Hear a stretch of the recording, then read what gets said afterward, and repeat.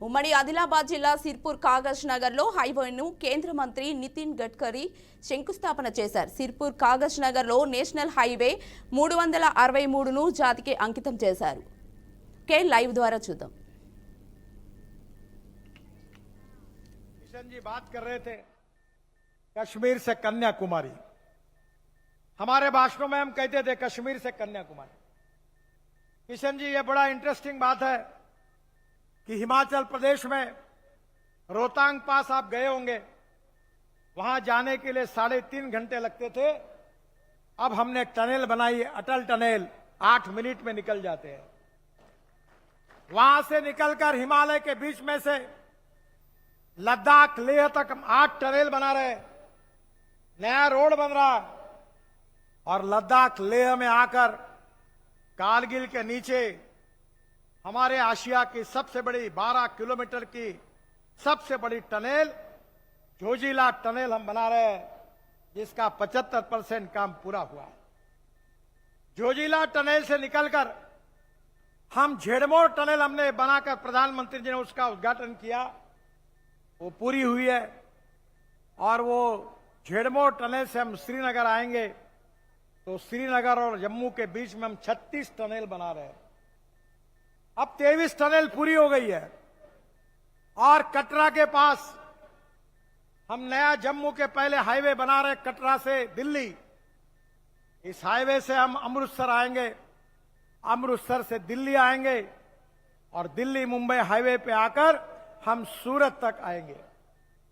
इसके पहले दक्षिण में आना होगा तो हमें मुंबई, पुणे, कोल्हापुर, सोलापुर जाने की जरूरत पड़ती थी।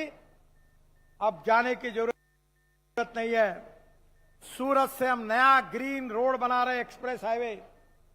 सूरत से निकलेगा, सूरत से नासिक, नासिक से अहमदनगर, अहमदनगर से सोलापुर, सोलापुर से करनूल, करनूल से हैदराबाद, चेन्नई, कन्याकुमारी, कोचीन, त्रिवेंद्रम, पूरे साउथ को बेंगलोर, मैंगलोर। और ये सही में हम जो भाषण में कहते थे कश्मीर से कन्याकुमारी, ये सपना हमारा पूरा होगा। अनेकता में एकता, यही हमारी विशेषता। अलग अलग राज्यों में हमारी रहन सहन पान खान पान अलग अलग है, हमारी संस्कृति अलग है, हमारा इतिहास अलग है। पर इस सब में विशेषता यह है कि अनेकता में एकता, यही हमारी विशेषता है।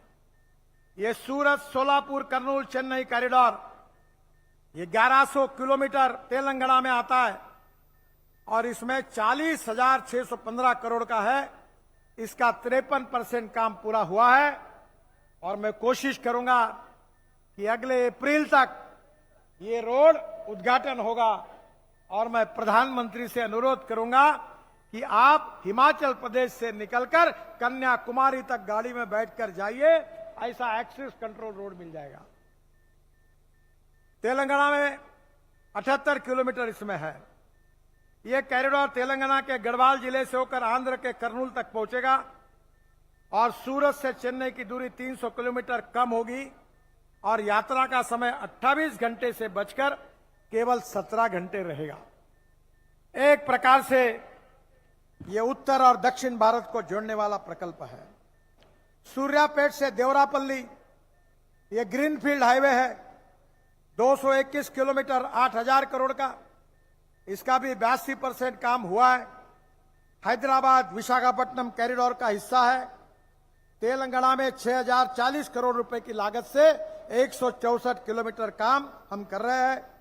तेलंगाना में सूर्यापेट खम्मम जिले से होकर गुजरेगा और हैदराबाद से विशाखापट्टनम की दूरी 56 किलोमीटर कम होगी और 12 घंटे का समय जो है वो घट के केवल 6 घंटे होगा। ये कहते हुए मुझे बहुत खुशी हो रही है। नागपुर से विजयवाड़ा कॉरिडोर, ये 565 किलोमीटर है, 16,000 करोड़ का। इसका 21% काम पूरा हुआ है।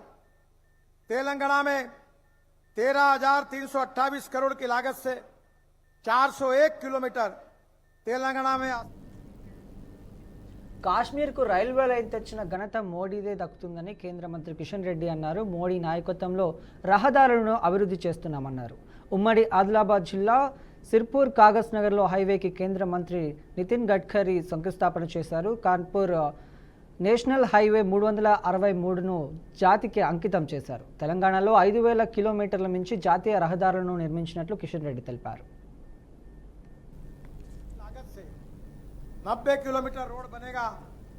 ये సంబంధించి కూడా కన్యాకుమారి నుంచి కాశ్మీర్ వరకు, కాశ్మీర్కు రైలు ఉండేది కాదు.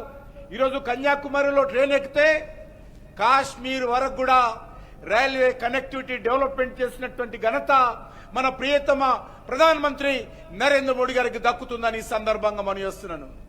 అదేవిధంగా ఈరోజు వెనుకబడిన ప్రాంతాల్లో కావచ్చు, దేశంలోని అన్ని జిల్లాలలో, అన్ని రాష్ట్రాలలో జాతీయ రహదారులు ఏ రకంగా అభివృద్ధి జరుగుతూ ఉన్నాయో మనం చూస్తూ ఉన్నాం.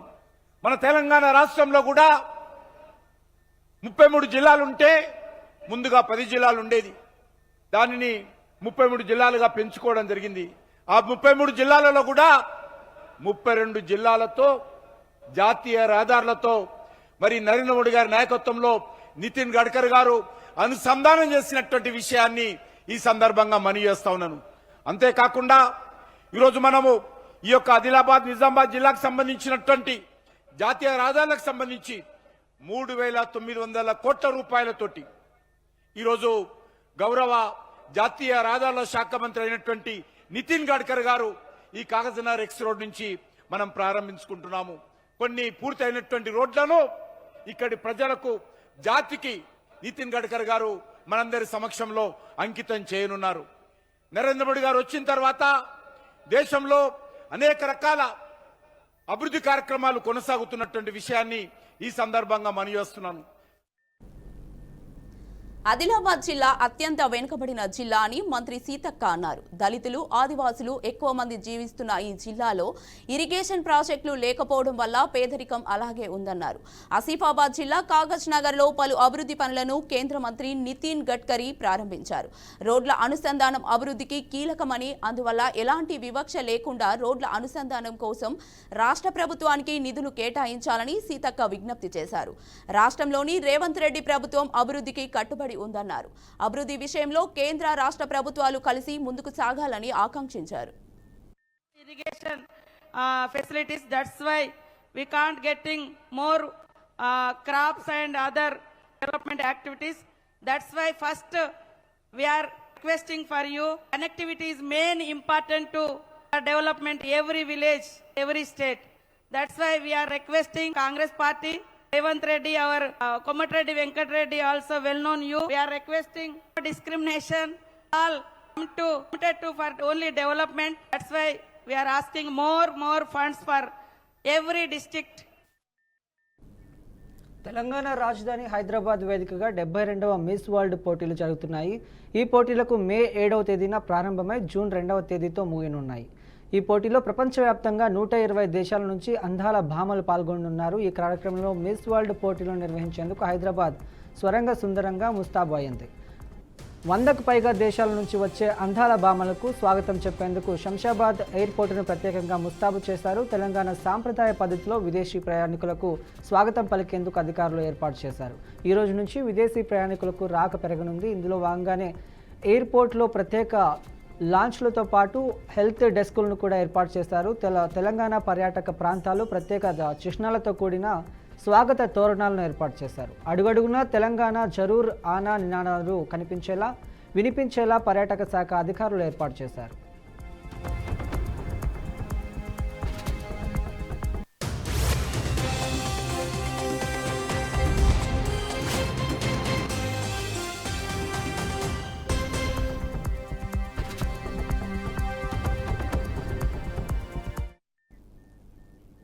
హైదరాబాద్లో ఓ సెక్స్ రాకెట్ గుట్టు రట్టయింది. జూబ్లీహిల్స్లో బూమ్ బూమ్ పేరిట కస్టమర్లకు వల వేస్తూ వ్యభిచారానికి పాల్పడుతున్నారు. థాయిలాండ్ యువతితో పాటు బంగ్లాదేశ్ యువతి చేత వ్యభిచారం చేయిస్తున్నారు. సర్వీస్ అపార్ట్మెంట్ కేంద్రంగా సెక్స్ రాకెట్ నిర్వహిస్తున్నారు. థాయిలాండ్, బంగ్లాదేశ్ నుంచి యువతులను రప్పించి దందా చేస్తున్నారు. నాయక్ అనే నిర్వాహకుడు ఈ దందాకు తెరలేపాడు. బ్యాంకాక్లోని వ్యభిచార నిర్వాహకురాలి సూచనలతో నాయక్ అనే వ్యక్తి నడిపించే బ్రోథెల్ హౌస్లో వ్యభిచారం చేస్తున్నారు. బంగ్లాదేశ్ నుంచి నుంచి యువతిని తెచ్చిన ఏజెంట్, థాయిలాండ్ మహిళ, బ్రోతెల్ హౌస్ నిర్వాహకుల మీద కేసు నమోదు చేసి పోలీసులు దర్యాప్తు చేస్తున్నారు.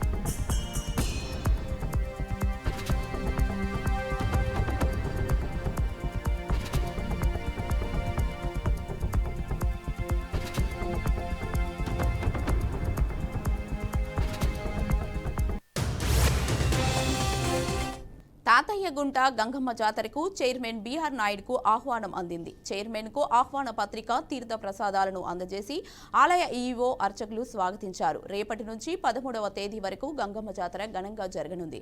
టీటీడీ తరపున గంగమ్మకు చైర్మన్, అధికారులు పట్టు వస్త్రాలు సమర్పించనున్నారు. జాతరకు విచ్చేసే భక్తులకు ఎలాంటి ఇబ్బంది కలగకుండా ముందస్తు ఏర్పాట్లు చేయాలని బీఆర్ నాయుడు సూచించారు. 14వ తేదీ ఉదయం విశ్వరూప దర్శనంతో జాతర ముగియనుంది.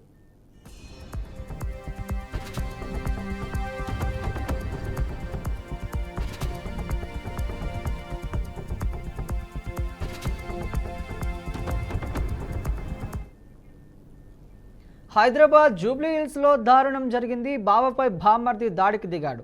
దీంతో తీవ్రంగా గాయపడిన వ్యక్తి సంఘటన స్థలంలోనే మృతి చెందాడు. సమాచారం అందుకున్న పోలీసులు సంఘటనా స్థలానికి చేరుకుని మృతదేహాన్ని పోస్టుమార్టం నిమిత్తం ఆసుపత్రికి తరలించారు. నిందితుడిని అదుపులోకి తీసుకుని కేసు నమోదు చేసి దర్యాప్తు చేపట్టారు.